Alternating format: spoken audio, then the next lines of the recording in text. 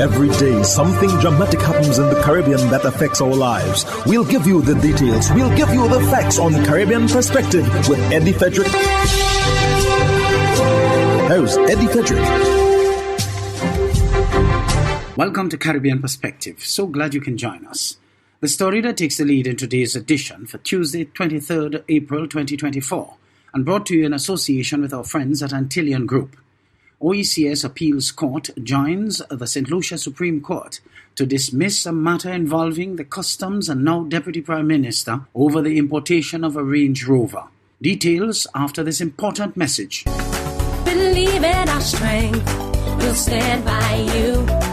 Protection from all, perils big and small. Reassurance we give, it's so glad to see. Peace of mind, that's our service guarantee.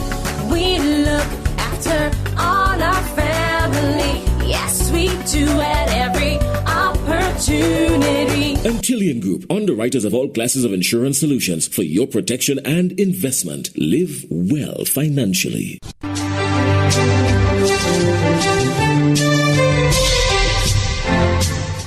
Welcome back. The OECS Appeals Court has upheld a dismissal of a challenge to the Comptroller of Customs' decision to drop charges against Dr. Ernest Hilaire, with the court rejecting claims of political interference.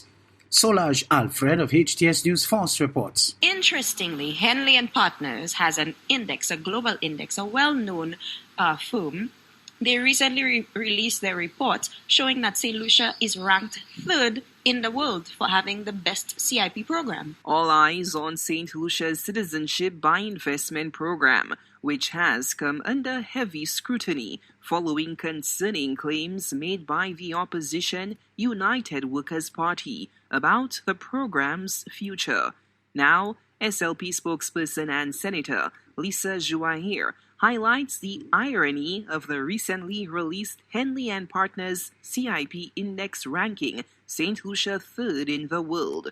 Interesting thing about that is the United Workers' Party was the one who brought Henley & Partners to St. Lucia. So this is an agency that they have worked with in the past. This same agency is coming out and saying that St. Lucia's CIP program is very strong and is ranked third, the third best in the world. So clearly they are just up to political mischief. My reaction is what's most important is what the European unions think at the moment. Henley & Partners, they have a special interest in the CIP. That's their business. And so, therefore, they are coming from a different perspective. But what I want to say to you is that the European unions, their position is key to the survival of our passports. UWP Senator Dominic Fede was unfazed by the Henley & Partners ranking of St. Lucia's CIP, shifting the goalpost to concerns about the island's continued visa-free access to the EU. If the European Union removes the visa-free access, then there'll be no CIP program for Henley & Partners to rate. Because basically what we're selling, members of the media, we're selling duty-free access into other people's countries. And so they have a right to say to us, look, we are concerned about some of these individuals. I mean, from the Caribbean's standpoint, we've had our scandals with people from, we had the Nigerian energy minister that has come out of Dominica. We've had the Iranian who served as a diplomat. So the region is under the microscope. Prime Minister Philip J. Pierre has reiterated several times that St. Lucia's visa-free status to the EU is not at stake, a sentiment echoed by Joair. The United Workers' Party also put out that St. Lucia is under threat for having for no longer having visa-free access to the EU. That is absolutely false. There's absolutely nothing that has been put out by the EU, nothing by the government of St. Lucia to suggest that. In fact, the minister for that program, Honorable Dr. Ernest Hilaire, did clearly err, and also the Prime Minister prior to the sitting of Parliament on Tuesday did clearly err. So we really just want to reassure the public that our CIP program is extremely strong. It is the most robust program in the Caribbean, and we will not compromise on any part of it just because. And so, again, I just think St. Lucians should rest assured that we do not stand at any risk to having our visa-free access to Europe. rescinded. St. Lucia's CIP ranked third alongside Antigua and Barbuda and Grenada.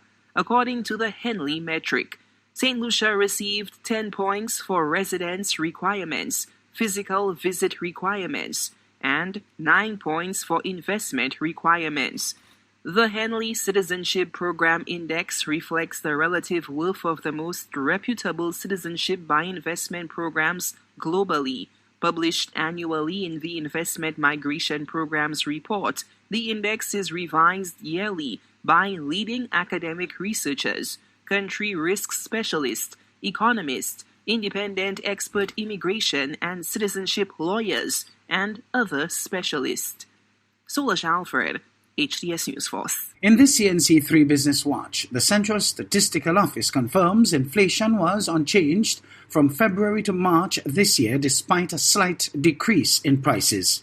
Meanwhile, Angostura's CEO is looking forward to further success in international markets after the brand recorded billion-dollar revenues last year.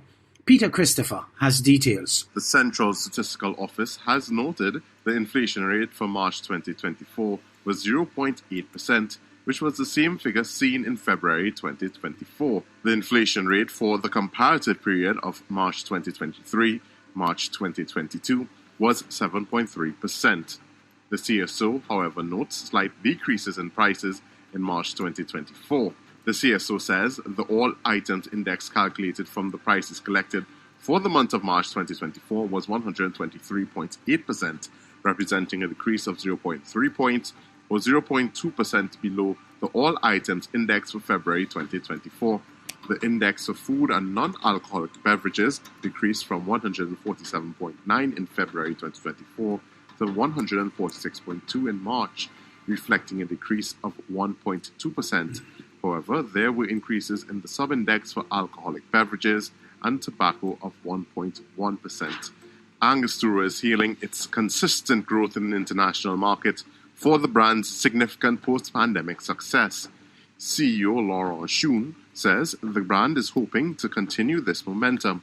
While speaking at the opening ceremony of its International Distributors Conference held at the Hyatt Regency on Wednesday, he explains that distributors are crucial to the brand's increased connections with those markets. Our results jumped off the page last year. Profit before tax was up 8% as we surpassed the 1 billion in revenue for the second time. International markets contributed to 76% of that growth. So definitely the future comes from the work we're going to make together. Schoon says the company's bitters brand in particular has succeeded. Since 2019, we had an average growth of 13%. We have been growing fast and steadily in all our key markets, including the USA, Australia, UK, France. We have been consolidating our market share in the bitter markets worldwide. In the US, for example, we are close to 85% of the market of the bitters, despite very strong competition. The Angostura CEO also notes that several of the company's premium rums are also making waves internationally.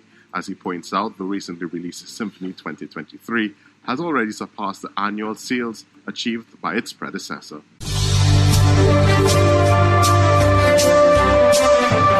You're listening to Caribbean Perspective with Eddie Frederick, in association with our friends at Antillean Group, underwriters of all classes of insurance solutions for your protection and investment. Live well financially.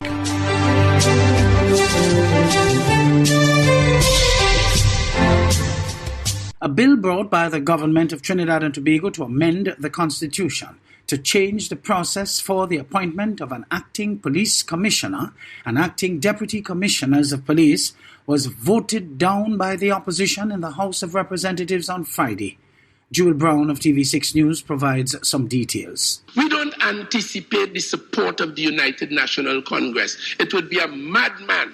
We are here with an amendment which the member admits that he will not get the support of the loyal opposition, but he brought it anyway. They brought it anyway. The clear lines were drawn in the House of Representatives on Friday, as reflected by National Security Minister Fitzgerald Hines on behalf of the government and Oropouche East MP Dr. Rudal Munilal on behalf of the opposition on a bill meant to amend Section 123 of the Constitution to change the process for the appointments of an acting police commissioner and acting deputy police commissioners. The bill required the support of the opposition. We don't anticipate it. We have a duty to the people of Trinidad and Tobago to make available to them the best solutions, the best ideas, the best thoughts, and the best legislation. Attorney General Reginald Lamour piloted the proposed amendments to the Constitution. The process for submitting names to the President subject to parliamentary approval for acting appointments has proved to be administratively burdensome and time-consuming. We may well find ourselves in the situation where the time required for compliance with the constitutional provisions to make acting appointments may far exceed the period of the absence of the substantive office holder. The Attorney General said that period of absence includes illness, vacation, or business trip, and that the government is proposing such acting appointments be made by the Police Service Commission. Barataria San Juan MP Saddam Hussein, an attorney at law, spoke about how the late Patrick Manning, when he led the PNM, and the late Basdeo Pandey, when he led the UNC, dealt with a past amendment of the Constitution by the Parliament. That particular amendment, with respect to the 2006 format or formula for the appointment of a Commissioner of Police, was done through extensive bipartisan consultation. And today, we are treated with scant disrespect when this government comes here today, throws this bill in our face and say, we require you to support this. MP Hussein recalled the High Court's ruling that acting appointments for the top posts in the police service must be approved by Parliament, as he made references to the government's recently formed committee examining the reform of the Constitution. What we are doing here is part of constitutional reform. Why not wait for that committee to report? And that shows the regard and the disrespect they have for a committee that they themselves appointed. Wait for your own committee to tell you what procedure you want reformed with respect to the Police Service Commission. Later, during the committee stage, the Attorney General highlighted a proposed new amendment. If the amendment were considered in the whole, it would read 5A, the Police Service Commission shall appoint persons to act for a period not exceeding 21 days in the office of Commissioner or Deputy Commissioner of Police in accordance with the criteria and procedure prescribed by order of the President, subject to negative resolution of Parliament. As expected, all of the government MPs present voted in support of the bill. All of the opposition MPs voted against it, including Dinesh Rambali, who has recently voiced concerns about the party to which he belongs. Speaker of the House, Bridget Anisette George, announced the final tally. Honourable members, with a division of 21 members voting for, 18 members voting against, and no abstentions, the bill is not approved. That announcement was met with the approval of the members of the opposition, as their vote against the bill means that acting appointments for Commissioner and Deputy Commissioners of Police must continue to be approved by Parliament. Jewel Brown, TV6 News.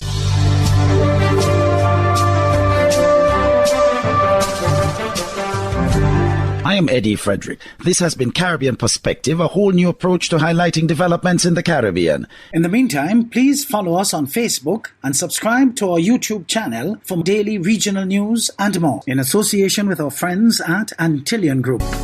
Believe in our strength, we'll stand by you.